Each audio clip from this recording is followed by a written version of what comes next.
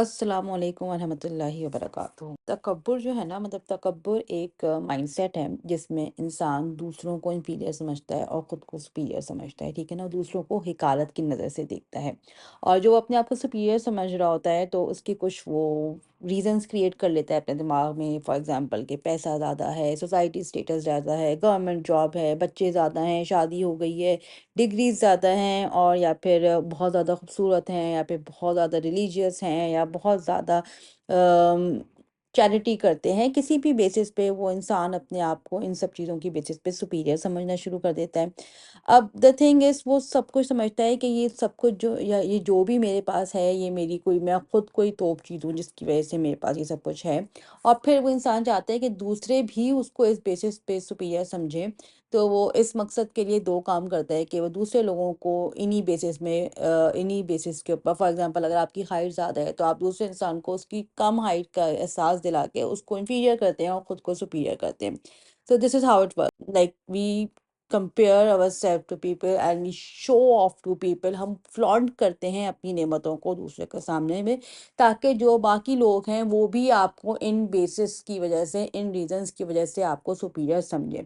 अब ये आपको कैसे आइडेंटिफाई होगा कि आपके अंदर तकब्बुर है या आप शो ऑफ कर रहे हैं? This will appear from how you talk, from the topics of your discussion. जब आप बात कर रहे होंगे तो आप कभी अपनी हाइट की वजह से, कभी अपने रंग की वजह से, कभी अपनी एजुकेशन की बेसिस पे, कभी अपने पैसे की बेसिस पे आप उस चीज़ को बार बार डिस्कस कर रहे होंगे और बार बार उसको फ्लॉन्ट कर रहे होंगे, शो ऑफ कर होंगे। से जो लोग हैं, जो आपके आस-पास लोग हैं, उनको भी आप मुसलसल ये एहसास दिलाएँगे, क्योंकि इनके पास ये वाला ट्रेट नहीं है जिसकी वजह से मैं सुपीरियर हूँ और वो इंफीरियर हैं। So you flaunt your own self, और आप दूसरे लोगों को इनसिक्योरिटीज़ में मुब्तला करते हैं। तो 100 बातों की एक बात ये है कि ये जो कुछ भी आपके पास है ना, ये आप कोई तोप चीज़ नहीं है। It is all given by Allah सुब्हान व तआला। जिस तरह परिंदे को हवा में उड़ने के लिए पर दिए हैं, इसी तरह जो इंसान इस दुनिया में टेस्ट देने के लिए आया है, उसको उसी के हिसाब से रिसोर्सेज दी गई हैं कि दीज आर द रिसोर्सेज, इनको आप इस्तेमाल करें और अपनी आखिरत के लिए आप जमा करें। ये जो सारी रिसोर्सेज दी गई हैं, ये कोई हमेशा नहीं रहने वाली। आपके पास पैसा है, दौलत है, खूबसूरती है, जो भी है, it's all going to end in a period of time. It does not makes you superior to the other creation of Allah सुब्हानहू व तआला।